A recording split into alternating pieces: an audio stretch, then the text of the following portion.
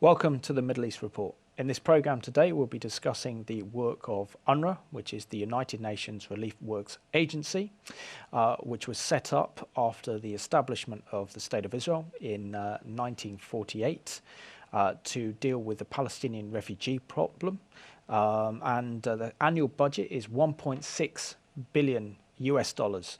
And yet this organization has failed to resettle even one Palestinian refugee. Its education still allows the hatred of Jewish people. It denies Israel's right to exist and actually prepares the next generation of Palestinians to go to war against Israel. So we'll be discussing, should we as British taxpayers actually fund UNRWA?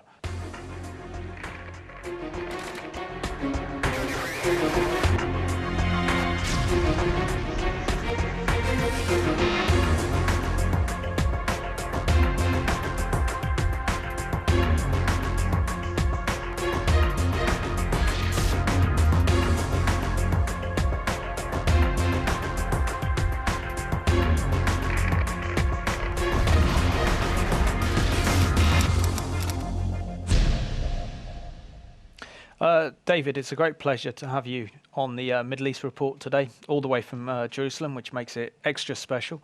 But for my sake and also for the sake of our viewers, can you share something about your Jewish American background, how you made Aliyah to Israel, and how you set up the Israel Resource News Agency? I came to Israel at the age of 20 while I was a college student at the University of Wisconsin. I grew up in the city of Philadelphia. It was in the late 60s. It was the time during the Vietnam War. It was the time of the great experience of what happened in Israel after the Six-Day War, and you know this is a time of exploration, a time of people who were trying to understand who they were. What are we? I've come up with an idea of post-miracle traumatic stress syndrome, that we were after this miracle of being saved in Israel in '67, and we were outside of Israel, and wanted to see what it is. In 1970, on my 20th birthday, I came to Israel. I came for a year, and I've been here ever since, been in Israel ever since.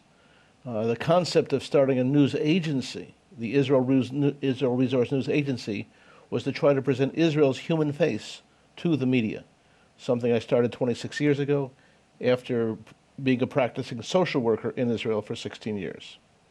Okay. And how successful would you say your news agency has been in portraying the kind of human face of Israel? Well, how successful we are is for other people to judge, but that's what we do. We've been infusing the media, the foreign media based in Israel, with the face of what people go through in Israel, of all walks of life. We've worked with all the major media, and we've been at the International Press Center since 1987, since the outbreak of the First Intifada. And the other side, being as well organized as they are, to present the Arab point of view, we're really a David against a Goliath, and that's what Israel's all about. Israel's not against a little PLO. Israel's against the Arab world, which made war against Israel in '48, established the PLO in 1964, and continues to be in a full state of war with Israel ever since. To be able to present that, to be able to present the people of Israel under attack, whether it's the missile attacks in the south, whether it's some terror attacks from the PLO and their partner Hamas. This has been a challenge to do it, because we'd all like to be in a situation of peace. We are in a prospering, growing land of Israel. When I moved to Israel with barely 3 million people, now there's 8 million people. It's something to see in terms of watching Israel develop and watching the prophets who said that Israel would flourish when the Jews would come back to Israel, and now we're seeing that happen. It's something that all of us are experiencing. I wasn't always observant of the Torah, but by the time I was 23, I became observant, because you feel God's presence walking the land of Israel and watching the miracles that we survive with every day. People in the world of journalism, as I am, and also in the world of social work, it's hard not to become someone who believes in the Torah, in God's presence, unless you're blind. No, I can actually testify to that, David. Just the experience of being in Israel, just sensing God's presence and just re-establishing the birth of the nation. And Sure, I think there isn't one year I don't visit Israel. There's a new bridge or new sure, architecture or something goes sure. up, which is incredible. Today's topic of discussion is UNRWA, which is the United Right. Nations Relief Works Agency. Why are you so passionate about highlighting some of the misdemeanors, I would say, in this organization? Well, the UNRWA, the United Nations Relief and Work Agency, was not established as an innocent social work agency. It was established for the purpose of keeping the fire lit under the Palestinian Arab, the Arab cause and the Palestinian Arab cause. The Arab cause and the Palestinian Arab cause. I emphasize both. The idea of keeping people in refugee camps under false premises, under the idea of the right of return to Arab villages that no longer exist. This is the lie promoted by UNRWA, not funded by the United Nations, but funded by 21 major nations around the world and the EU. And this is what needs to be emphasized. When you see talk of a peace process, when you see talk of a prospering Palestinian Arab entity, the Palestinian Authority, and you see half of the Arab population in the Palestinian Authority left in the quagmire of a refugee camp, there's no reason for it. When you have aid coming in to build new Palestinian Arab cities and telling the refugees you can't live there because you have your homes waiting for you from before 1948, this is a war preparation system. Now, one of the first interviews, I've been working on this for 24 years, okay? 24 years ago, one of the first interviews I did was with Abba Eban, Israel's legendary foreign minister from the 50s and 60s. He said to me and showed me a speech he gave in 1958, when Israel was barely 10 years old. He said, UNRWA is a dagger in the heart of Israel. Why?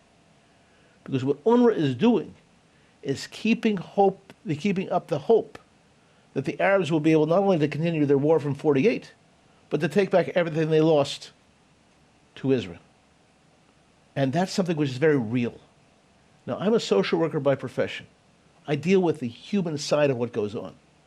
And when you see people who live in the refugee camps and whose children live and their grandchildren, and they tell you that they're from these places, from Ashkelon, from Jerusalem, from Tel Aviv, from Beit Shemesh, and they've never been there. We say, well, you're going back there? Yes, we're going back there. And they say in such a matter-of-fact way, we're going back there and going back there, and their education is based on taking back their homes from 48 and killing the Jews who live there. Oh, now, how do you believe that? Well, we wanted to find out for ourselves. So I took a taxi to Ramallah in 2000, August 1, 2000, the day that the new school books came out, which were promised to be school books of peace. Met with the Palestinian Minister of Education for a coffee. And while he was giving me his coffee, and in a very nice glass cup that we always have in Israel, in the Middle East, Arab coffee, he's saying, I hope you'll give publicity to these books. I said, of course I will. Not understanding that I'll give publicity in ways that will promote the truth. Because those school books, there's never been a situation where school books are talking openly about praising those who murder Jews, about praising the jihad, the holy war against the Jews, and the armed struggle, all in there in a whole new set of school books. Never had this before. And now this is what's been introduced in the Palestinian Authority school system, but most important, in the UNRWA school system. Now I want to say something very clear. If this school system of UNRWA was financed by the Arab world, by let's say Iran or Saudi Arabia, I wouldn't be talking to you today. But when I came to London this week, I came for the purpose of meeting with the officials of the British government who've been asked to increase their funds to UNRWA. Not only on the basis of a pro-Israel issue, but issue of integrity. How can you, during a peace process, when UNRWA's theme is peace begins here, they say peace starts here, to be precise, how can you be supporting a school system which is encouraging war. The next generation to engage in a war of liberation of all of Palestine. And the Great Britain is one of 20 countries doing that, plus the EU. So it's actually more than 20 countries if you include the EU. Yeah, and David, don't we need to kind of put UNRWA in its historical context? Sure. For example, there was the Arab states who rejected the 1947 partition plan. Sure. And shortly after Israel's independence, Israel was invaded by 5 Arab armies, which actually caused the refugee crisis in the first place, when many of these Arab leaders called for the Arabs living in Israeli territory to actually leave Israel, because the next day they're going to be liberated when the 5 Arab armies come marching into Israel and destroy the new Jewish state. So how much blame should be placed not on Israel, but upon the Arab states for their failure and responsibility to look after First of all, the Palestinian Arab refugees? League was the initiator of the war, and the consequences of the war was anywhere from 400,000 to 800,000 Arabs being kicked out of their homes and villages. That's a consequence. Okay? Now, bear the consequences. But what happened here is the Arab states decided to continue the war through UNRWA. Now, in the 80s, there was a tremendous idea to help resettle the Arab refugees, find them decent places to live. It wasn't the Arab League that caused the trouble, but rather the nations around the world that said, let's keep them there. The United States, Canada, Great Britain, France, the European Union, they kept them in the camps in the 80s. The Arab states began the problem, UNRWA continued the problem, and now the Western donor nations. By the way, all UNRWA policies are not determined by the UN or by the Arab states, but by the donor nations themselves. They can assert themselves and say, excuse me, but this is not appropriate. That's the social work term for saying it's outrageous. Outrageous to maintain a system where young people will only be trained, and this is happening this summer,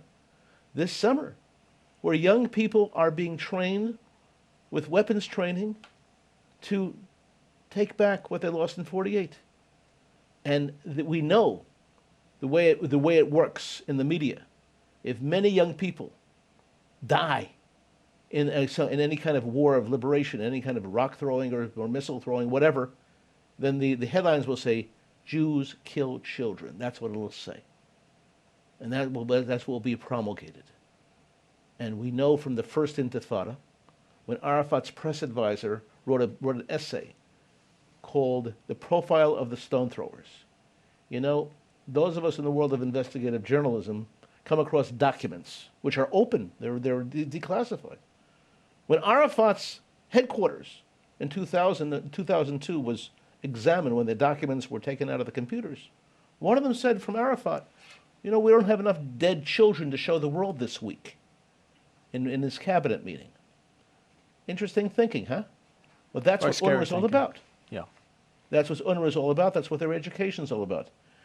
Having children singing songs, not about playing football, not about kites, about flying kites like UNRWA puts out these nice videos of the kids running around and enjoying themselves, but rather kids singing songs at UNRWA camps about becoming shahidim. And that's when the martyrs, you know, when they become homicide bombers, you know, and they killing themselves in the process. That's what the kids are singing as part of their event. Now, it's not something out of the air. It's right in the school books. Right in the school books. Now, UNRWA doesn't have to use all the school. They say we use the school books of the host entity. Excuse me. But if there's a school book that violates the principles of the United Nations, that violates civil liberties, that calls for children to kill and to be killed, and to wipe out a member of the United Nations, perhaps UNRWA could think twice. Perhaps the donor nations could say, excuse me, this is inappropriate. Yeah, and David, I'd love to know your comments on this next clip, which is a promotional video produced by UNRWA.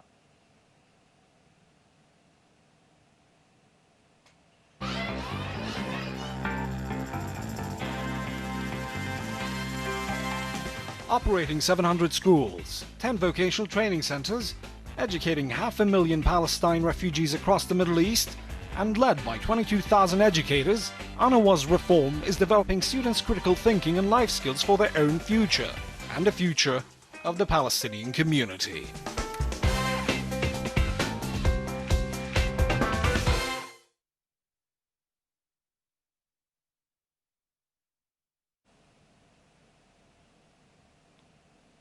David, what did you make of that? Exactly 100 years ago, the Tsar was asked, "Can we see some of the happy serfs?"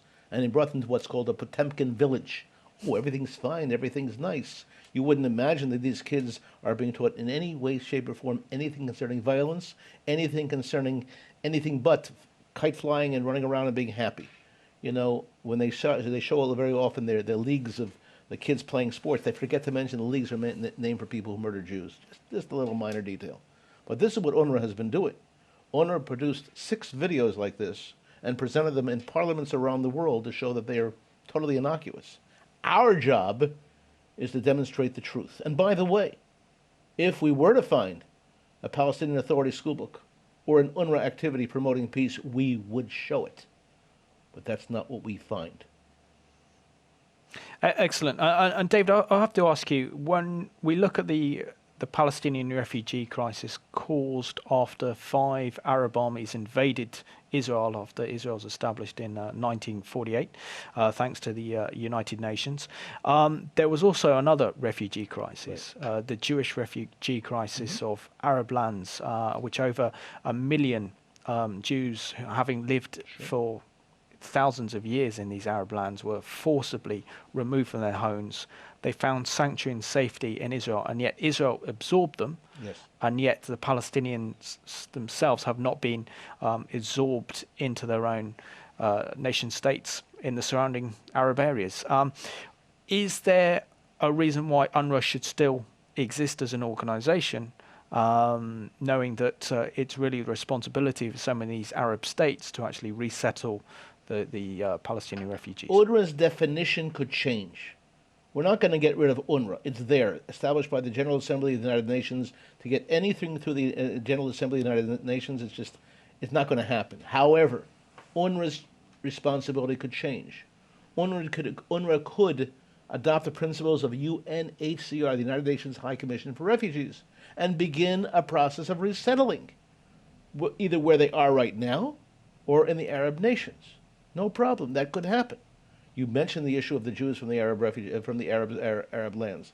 I worked as a social worker for 16 years with people who came with nothing to Israel. I worked with Moroccan Jews, with Iraqi Jews, also with Ethiopian Jews.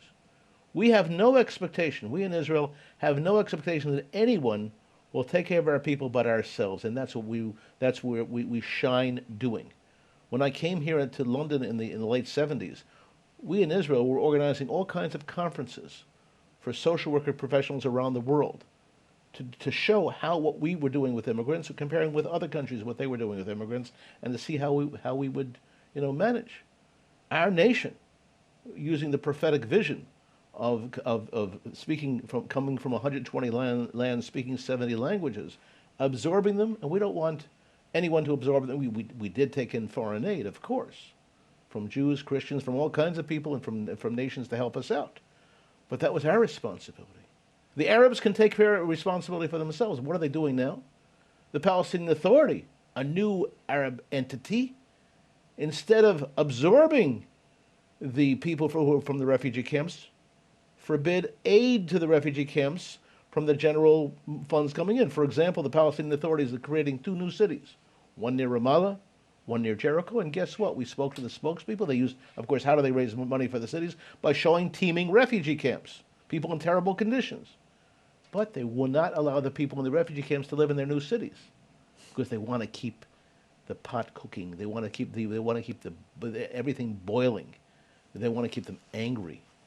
They want to keep the people in the refugee camps angry that they're not getting their homes back. And by the way, if you think it's a theoretical issue, I brought with me the maps of the Palestinian Authority, which, by the way, I recommend everyone who watches this program take a look at a website called... Shall I share this? Sure, because this is a very important map.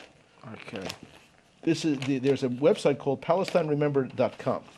That every Palestinian Authority child, but certainly every child who lives in the refugee camps, This is going to be not easy to see, but you see all the places which are red here, within the Green Line, not within Judea, Samaria, West Bank, Gaza, but they're targeted as places the kids are supposed to learn how to go back to. And down here is the list of where they come from, so you know where to go back to. Now, I was on a panel discussion with a representative of the PLO recently. He said, "Oh, it's only nostalgia." I said, "Excuse me, sir, but we've been on your bus trips where they take the kids to see their homes from before 48. What are they told? There's people living here now, and your job is to kill them and take their homes." Now, when I asked the PLO representative who works with UNRWA, well, but there's people living there. He said, "How can you say that?" I said, "Well, we'll have to kill them, and international law will be on our side." And then in my interview, he said, "How do you like your coffee?" It's a very natural kind of an understanding that they're going to have to kill the Jews who live throughout Israel. Where can our viewers get a copy of this map, or where you can look at the website that has been created to encourage and to instruct, to mandate right of return. It's called PalestineRemember.com, presented by the Palestine Right of Return Center here in London. Very important. And it comes out in English and in Arabic. Okay. And also, you wanted to show this clip that you produced called Inside UNRWA Classroom. Can you tell us a little bit about your reasons for making this clip? There's only one reason. Who's going to believe me? When we come back and show school books, and the school books are what they are in terms of preparing for right of return, preparing Arabs to kill Jews, who's going to believe it's being really used? As a matter of fact, we've had critics who say, it's on the shelf. So inside the UNRWA classroom was designed to show what's actually going on in the UNRWA classrooms, what's going on around the UNRWA classrooms, what are the children thinking, what's being taught, and that's the purpose of this 12-minute clip. Okay, and we've got the clip to go to now, which is entitled Inside UNRWA Classrooms. UNRWA, the United Nations Relief and Works Agency, has received billions in funds from Western democratic nations. It was created in 1949 as an emergency response to 500,000 Arabs who left their homes in the wake of the 1948 Arab-Israeli War. UNRWA spends about half of its budget each year, more than $500 million, on schools. It has a massive payroll, employing more than 10,000 teachers. UNRWA does not produce its own textbooks. Instead, it uses the texts of the host entity. In Jerusalem, the West Bank, and Gaza Strip, it uses new textbooks published by the Palestinian Authority. There are other UN agencies that serve descendants of refugees, yet UNRWA is the only agency that promotes the right of return to homes and villages that no longer exist. This can be seen daily in their schools. This is how an UNRWA elementary school class begins its morning.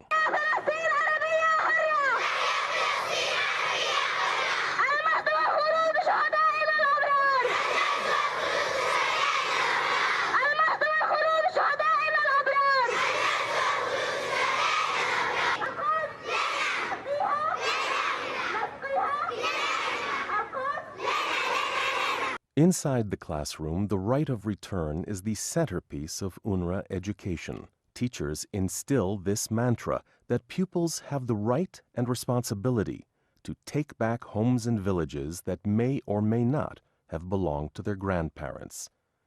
Listen to UNRWA students and educators describe how the right of return is taught in the classroom.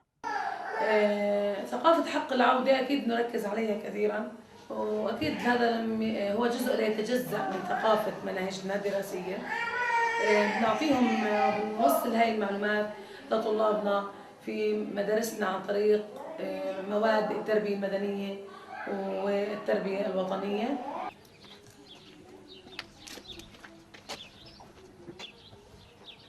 احنا بندرس عن المخيمات الفلسطينية والمخيم مكان أقيم للاجئين الفلسطينيين الذين أجبروا على الرحيل عن مدنهم وقراهم في فلسطين، وهم مصمومون على العودة إليها. إحنا بدنا نرجع على أرضنا، وهم يغتصبون أن إحنا نروح عنهم. تبين هذه الخارطة أول شيء المدن والقرى الفلسطينية، بداية من عكا، صفد، بيسان، الناصرة، حيفا، يافا، اللد، الرملة، تل أبيب، تل الربيع، وقطاع غزة، الضفة الغربية، الخليل، القدس، بيت لحم، جنين ونابلس، وكل القرى. في فرق ما بين المنهاج الدراسي اللي مقرر للتدريس، وفي فرق ما بين مفاهيمنا كمعلمين لاجئين. المنهاج الدراسي مقيد، بتحدث عن بعض المفاهيم البسيطة جدا جدا. احنا بنحاول نغذي هذا الموضوع من حيث انه نقدر نخرج عن اطار المنهاج، وبالتالي نصل لمفهوم الحقيقي لمفهوم حق العودة وتثبيته بأذهان الأطفال. أكيد في فرق بين مين هو المعلم اللي بيعلمهم، قناعته. يعني إذا هو بده يتعلم من يعني أشخاص بيميلوا لإطار ديني معين، فبالتالي بيعتبر إسرائيل هي دولة لازم تزول. تتعلمي بالمدارس عن حق العودة؟ في مادة التاريخ، من أول ما احتلوا فلسطين لحد ما هو قاعدين المفاوضات بين اليهود والعرب. طبعا ليش بيحكوا لكم عن ليش يعني عن حق العودة وكيف؟ عن المقاومات اللي صاروا والانتفاضات، الانتفاضة الأولى والثانية، عن لما بريطانيا سلمت أراضينا لليهود. أعشق يومتي فلسطين، أحببتها بروحي ودمي، فهل يوجد في الدنيا من فلسطين أعظم؟ يا قدس يا منارة الشرائع، يا طفلة جميلة محلوقة الأصابع. جيد، إذا أيضا في الليل كانت هذه الجدة تبحث عن المفتاح. على ماذا يدلنا ذلك؟ ماذا أو على ماذا يدلك ذلك أن الجدة تبحث عن هذا المفتاح ليل نهار؟ أنها تحب وطنها وتتمسك بالأمان. أحسنت، ممتازة. أيضا وتنهض وتقصد سرير النوم، وهي تبحث بيديها وعينيها عن المفتاح. عندما نذهب إلى بيت جدتي تسرد عن الوقت. أين كان المشهد الأخير عند هذه الجدة يا راما؟ في أي أرض؟ في أي أرض؟ في أرضنا التي احتلت وهجرت منها. طيب في المدرسة بتاخذي شيء عن حق العودة؟ أكيد موجود بالمنهج الفلسطيني، في الكتب الوطنية، كتب التاريخ. وشو بحكوا لك عن حق العودة في المدارس؟ عن الاحتلال وعن كيف حصلت النكبة ومين كان صانعها، كيف كان اليهود. شو بيعلموك؟ بيعلمونا انها يافا ارضنا، ممنوع نتخلى عنها، لانها هي اصلها إلنا لاجدادنا وابائنا. تاخذي بالمدارس عن العودة؟ زي ايش؟ شو بحثوكم؟ يعني نرجع لبلادنا. شو بتعطوا الطلاب عن اللاجئين وحق العودة؟ في المناهج معنى المخيم هو مكان أقيم للاجئين الفلسطينيين الذين أجبروا على ترك قراهم ومدنهم بسبب الاحتلال. وبنعطيهم معنى لاجئ. شو معنى لاجئ؟ اللاجئ أصله من إيه؟ من وين بيجي؟ أصله من 48، الأراضي اللي احتلت سنة 1948. طب ليه جيتوا هون؟ بنسألهم، بقولوا إحنا جينا هون لأنه اليهود أجبرونا، أخذوا أراضينا وأخذوا بياراتنا وأخذوا دورنا وأجبرونا على الرحيل وعملوا مجازر. في المنهاج فيه؟ في، بس في معنى المخيم وتاريخ النكبة. طيب الأولاد بيحلموا انهم يرجعوا لجيلهم؟ كلهم بيحلموا. تسأل الولد بقول لك أنا أصلي من يافا، أنا أصلي من سلمة، أنا أصلي من يعني كل واحد حافظ مكان بلده. طيب في منهم بيحكوا مثلا عن المقاومة، عن شيء؟ كلهم لما تصير الشغلات بيطلعوا كلهم، وبعدين يوم النكبة بيرفعوا الرايات السود وبيطلعوا في مظاهرات وبيعلقوا بوسترات في الشوارع وفي المدارس بيحيوها في كلمات عن النكبة. أهم شيء عندنا بحياتنا إن إحنا نحلم حلم وبنعمل جاهدين إن نرجع لبلادنا، لأنه الحياة في داخل هذا المخيم لا تعني إلنا ولا شيء. هي بنعتبرها مرحلة بحياتنا رايحة تنتهي آجلا أم عاجلا، وإحنا من حتم إن نرجع لبلادنا بأي وسيلة من الوسائل ونثبت حقنا أن هاي البلاد اللي هي تهجرنا منها وتدمرت هي بلادنا، وليس تمت بأي صلة لليهود من قريب أو من بعيد. The armed struggle is an integral part of the right of return curriculum. In prose and poetry, the image of the martyr fighting for the right of return is a recurring theme. This is a poem taught in the 5th grade. We shall return. We shall return to the homes, to the valleys, to the mountains, under the flags of glory, jihad, and struggle, with blood, sacrifice, fraternity, and loyalty. UNRWA denies that it teaches the right of return, along with Palestinian officials, such as Education Minister Lamis Al-Alami. Al-Alami taught in UNRWA schools for over 20 years. Is that included in the curriculum also, the right of return? Because it's... No, I don't think so. It's not put in that manner, no. Who has been working in UNRWA schools? People like Awak Al-Kik, the ex-headmaster of an UNRWA school in Gaza. He led the Islamic Jihad engineering unit that built bombs and Qassam rockets. After his death, UNRWA students praised his memory at their school.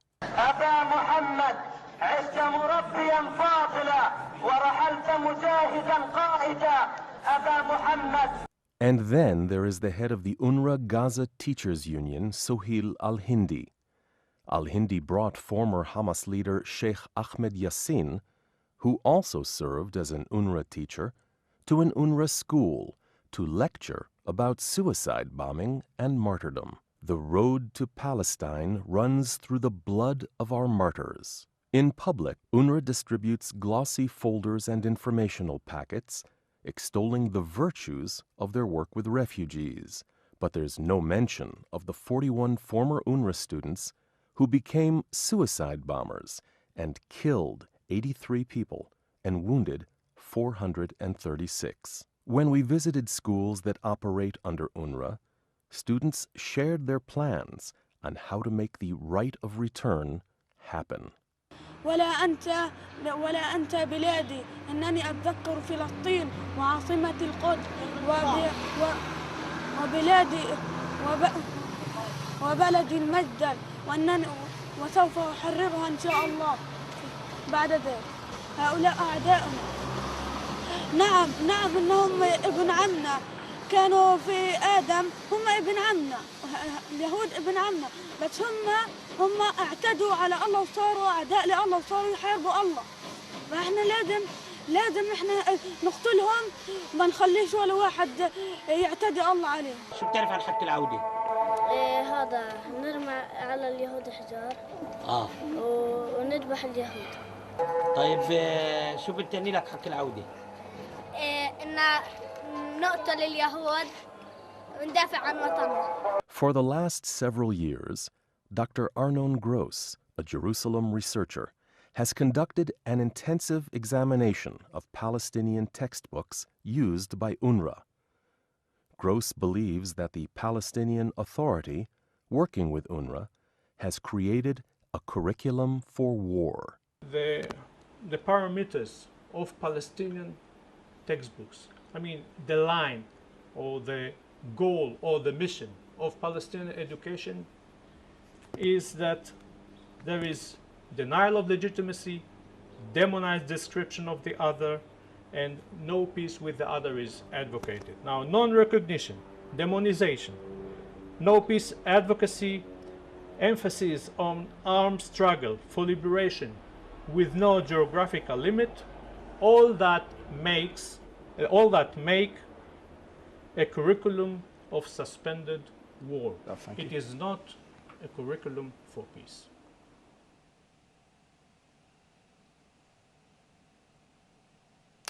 Welcome back to the Middle East report. As we saw in that clip there, it's very disturbing to consider that Palestinian children themselves are being educated and radicalized to kill Jews and to take back what they believe is their homelands. And this is certainly no way to push forward the Middle East peace process. And certainly our taxpayers' money is being used to actually fund the UNRWA education system.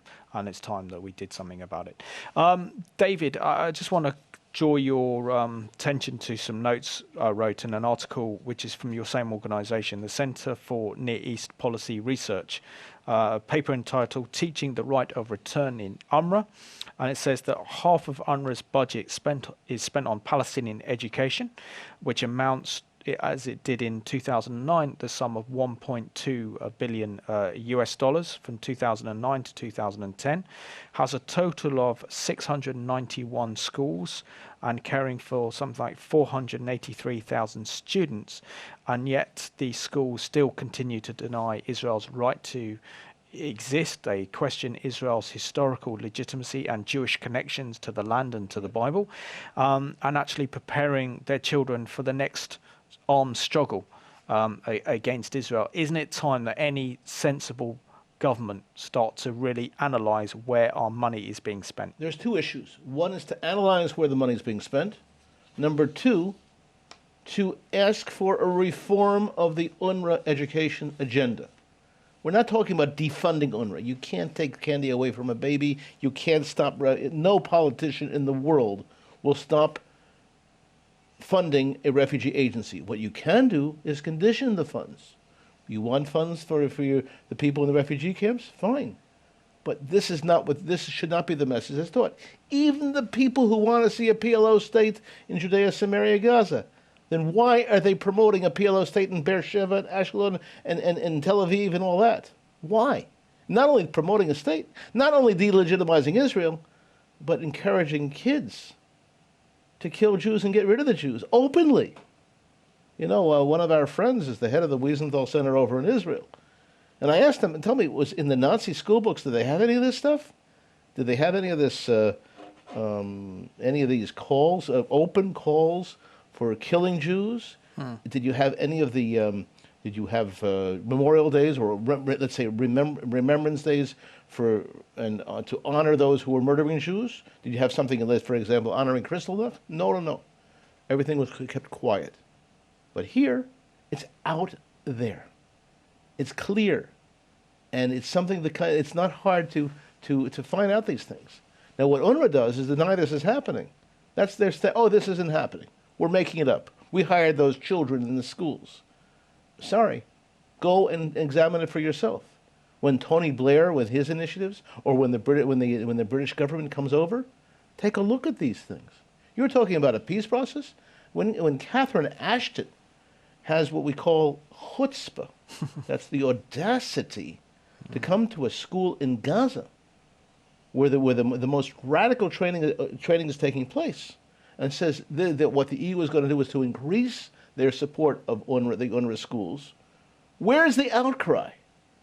Not only from governments, from people who are constituents of those governments, citizens of the EU. Where's the outcry saying, excuse me, you're giving a blank check to this kind of what they call education? Sorry. Where is the accountability? And we've got another video clip that David's very keen to show us, and this one's entitled Camp Jihad, UNRWA Goes to Summer Camp.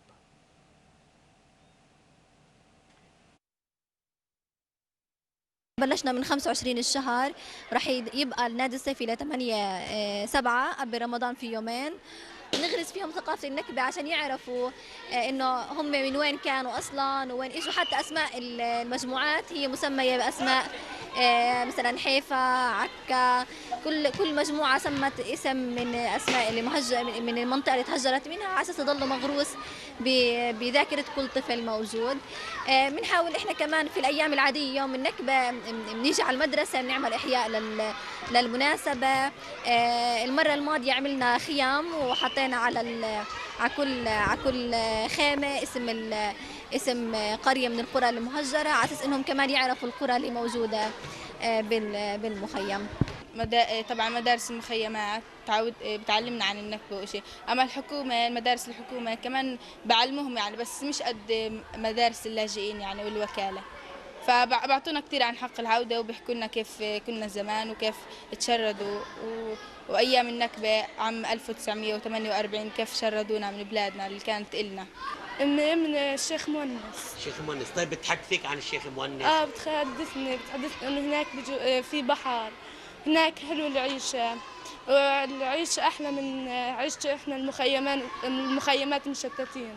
بحلم إنه إحنا نرجع على أراضينا، وإن شاء الله أبو مازن يطلع بإيده إيش إنه يخلينا نرجع على أراضينا وما يخيب أملنا، لأنه هلأ هو ببني آمال كبيرة وإن شاء الله ما يكتمها بيوم. بالنسبة إلي وبالنسبة لعمري عن طريق علمي طبعا، وكمان مش بس أنا اللي في عمري عن طريق علم الشباب اللي أكبر مني، السلاح طبعا، إنهم يكون عندهم الدافع إنهم يرجعوا لبلدهم يحاربوا بكل ما بيستطيعوا. راجع بلادي راجع بلادي على أرض الأقصى، راجع بلادي أنا ولادي أنا ولادي على أرض الأقصى، راجع بلادي يا محلى القعدة يا محلى القعدة في حكورتنا، يا محلى القعدة ما بنسى وعدة ما بنسى وعدة، نرجع أرضنا وما بنسى وعدة. لما نستشهد من روح الجنة لما نستشهد من روح الجنة، لا تقولوا علينا صغار، من هالعيشة صرنا كبار، من غير فلسطين شو يعني طفولة، من غير فلسطين شو يعني طفولة. أطفال وأديتوا فرض سنة أطفال وأديتوا فرض سنة، لا تقولوا علينا صغار، من هالعيشة صرنا كبار، من غير فلسطين شو يعني طفولة. طيب صح لعبنا اليوم وكل شيء، اليوم بدنا نحكي لكم قصة. طيب اسمعوني يلا. هلا احنا زمان وانا صغيره ما كنتش مولوده ولا حد كان فينا مولود، لساتنا كلنا مش جايين على الدنيا. كانوا اهالينا على البحر وعلى بالسفن، ويطلعوا وينزلوا وسيارات معهم ومعهم قصر فلال. وين تبي بدون بحر؟ احنا في عنا بحر؟ وين البحر؟ صح نفسنا نروح على البحر؟ زمان كان عندنا بحر، كانوا سيدي وستي ضلوا على البحر، كل ليلة يجي يمسكونا ويحكوا لنا شو هالقصة. كانوا يحكوا لنا نضلنا على البحر ونسبح على البحر ونضل نطشنا على البحر. احنا فيش عندنا بحر صح؟ صح نفسنا نروح على بحر حيفا ويافا وناصر وعكا صح؟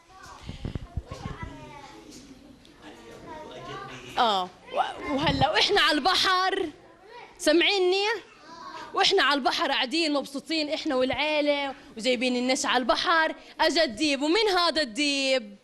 اليهود صح؟ اليهود ديب. شو عملوا لنا؟ شو عملوا اليهود فينا؟ طرونا وشردونا وقتلونا وطخوا اهالينا، طرونا من بلدنا وقتلونا واخذوا ابونا واخذوا سيدنا وحبسوهم صح؟ وين طرونا؟ وين اخذونا؟ شردونا وين؟ عايزينا على المخيم. كان هذا المخيم هيك المخيم؟ لا، شو كان؟ خيم صح؟ كنا عايشين بخيام، كنا بخيام لكان ماي. وين كنا عايشين؟ على البحر وبالسفينة ومبسوطين وبنلعب، ولا حد كان يجي يطخ بالليل ولا حد يتدخل فينا صح؟ هلا وين جابونا؟ على هالمخيم، على الخيام. مين أجبنا لنا المخيم؟ مين أبنى لنا هدول الدور بالمخيم؟ كنا عايشين بخيم احنا. مين؟ لا، مين اجى بنى لنا المخيم لاجئين؟ الوكالة صح؟ انتوا هلا بتدرسوا مدارس الوكالة للاجئين صح؟ احنا ما كناش عايشين هون، اذا هذا المخيم مش مخيمنا صح؟ احنا وين كنا عايشين؟ عكا والناصرة والبحر. لمين كان البحر؟ لمين كانت الدور الحلوة الفلال والقصور؟ لمين؟ ومين شردنا؟ بدنا نرجع حيفا ويافا؟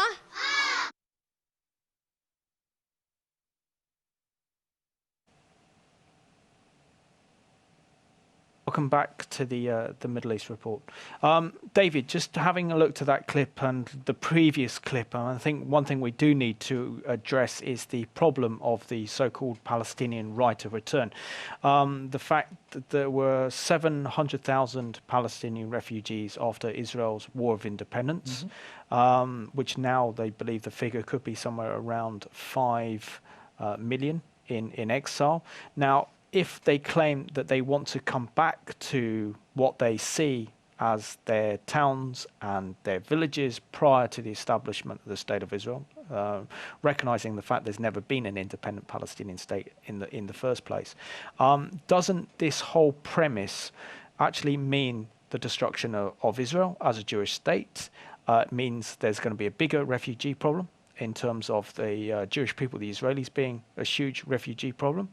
And yet the Arab states themselves keep the Palestinian people in Jordan and in Lebanon and in Syria in absolutely terrible, terrible conditions. It's not, I want to be very clear about something.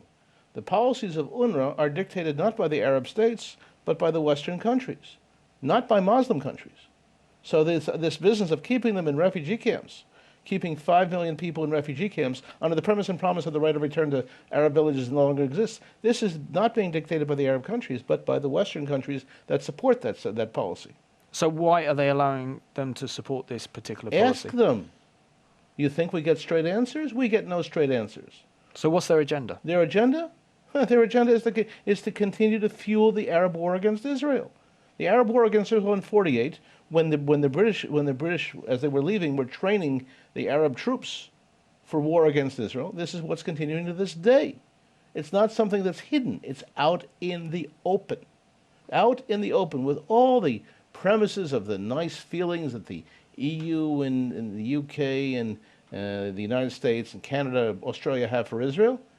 Behind that is lurking another policy of the so-called Christian world, which is using Muslim teachers to inculcate the idea that the children in the UNRWA camps should gather together a force to kill the Jews. It's open. It's not something that one has to have any conspiracies about whatsoever. It's right there. The school books are out there. The curriculum is there. The policy of promoting what they call the right of return, which is euphemism for wiping out the Jews in the land of Israel. Now, can they do it? Well, if, again, when we have the Intelligence Information Center putting out from Herzliya, putting out the material from Gaza, of preparing 37,000 kids with weapons, well, then they may not wipe out Israel, but they're certainly going to cause a lot of distress. Yeah. And there's a European strike force waiting to come in to help establish that Palestinian state. And when they say, get rid of the illegal settlements, they're not talking about West Bank and Gaza. They're talking about everything they lost in '48. That's what Arafat told me in a news interview. I asked him, what's the future of the settlements in Judea, Samaria, and Gaza? He says, he doesn't have a problem with them. His problem is the settlements from before '48, which replaced Arab villages. And that's what they're pushing. David, we've got about 6 minutes of the program left, so there's two things I think we really need to focus on. Firstly, can you share with our viewers the response you had when you met with representatives of the British government to talk about UNRWA? I found total openness to listen. They're kind of surprised that other people aren't bringing this to their attention. I found openness. What that says to me is the more people who contact the British government and other governments that fund UNRWA, the better. I didn't find any defensiveness. I find a willingness to listen.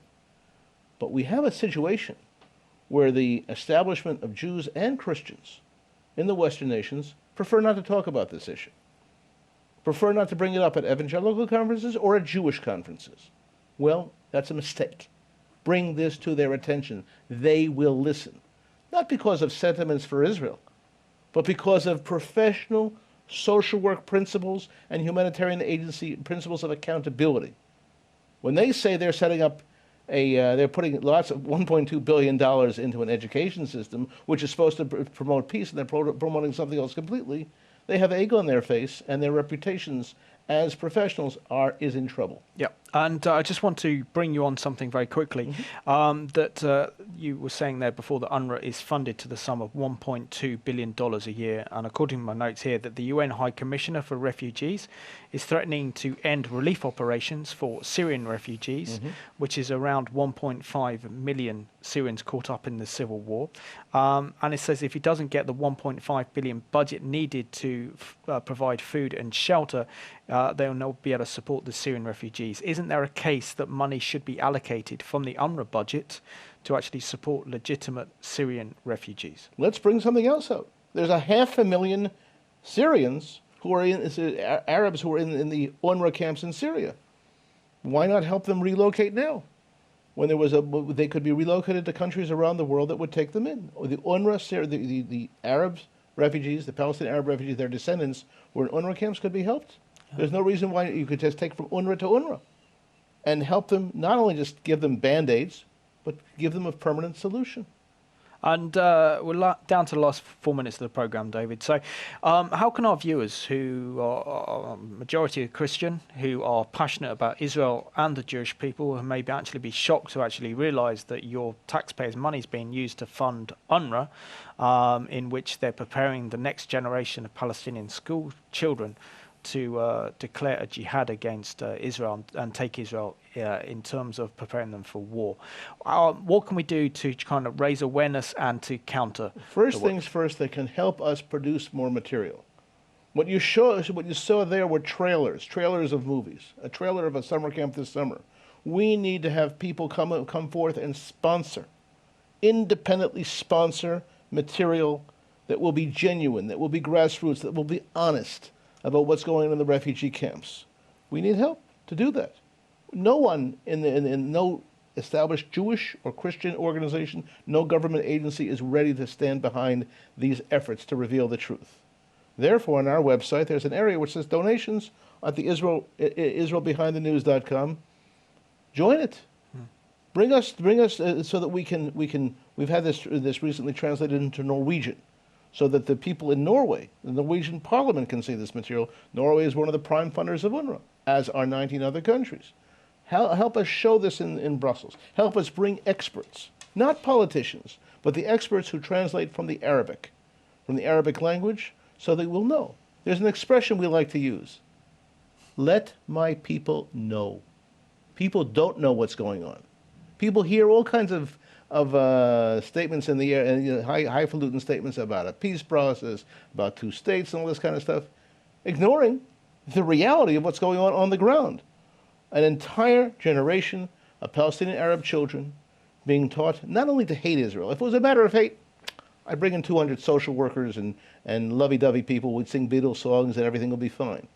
We're talking about a generation being prepared for war, not by Iran and Saudi Arabia, but by 20 Western countries and the EU. Doing it openly, doing it on the table, and the extent to which this is open and explicit, not implicit, education for war, financed by the Western nations. Every person who sees this material can contact their government, and so we want to bring over experts to show. And you can't ask the Israeli government to be involved in this kind of stuff. The Israeli government for 20 years has been involved in the false peace process. Forget about that. There are people in the Israeli government who endorse what we're doing. The Israel Minister of Defense, Moshe Ya'alon, he sees the importance of what we're doing. But he's in the minority. Okay. The majority want to push something else. David, I want to thank you very much for being my guest on the Middle East Report today, and very much support all the work that you're doing to highlight how UNRWA is being used and abused. And it's about time that we all stood up. Thank you for your prayers and for your support and your publicity, which is extremely important that we get the word out about what's really going on in the Middle East. And I want to thank you all for watching today's Middle East Report, where we focused on the work of UNRWA, which is the United Nations Relief Works Agency, and how our taxpayers' money are being used to fund this organization, and yet they're doing nothing to actually reform the Palestinian education system, which teaches jihad, which encourages children to take back what they see as their land, their towns, their villages by force, and does nothing to prepare Israelis and Palestinians for a future of peace. And we leave you with this song. I want to thank you for watching today's Middle East Report.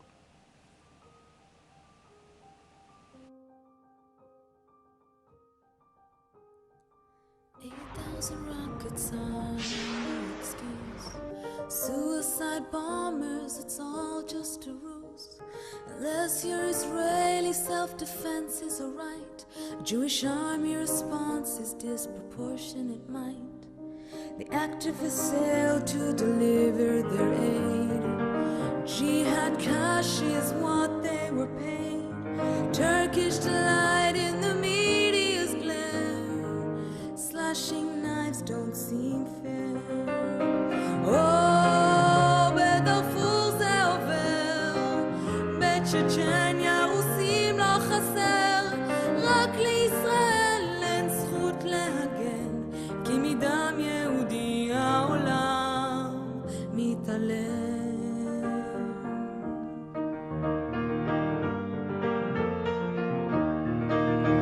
In the whole Middle East, just one strip of land.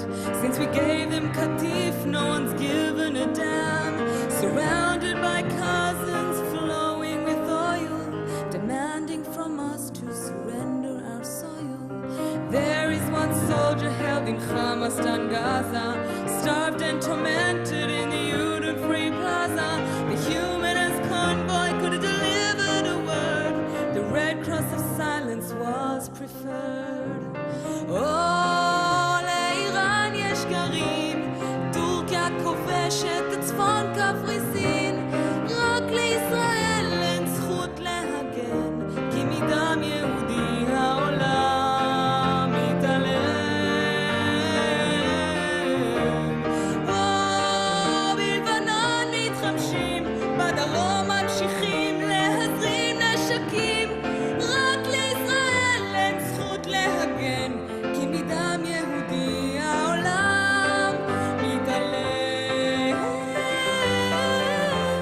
רק לישראל אין זכות להגן, כי מדם יהודי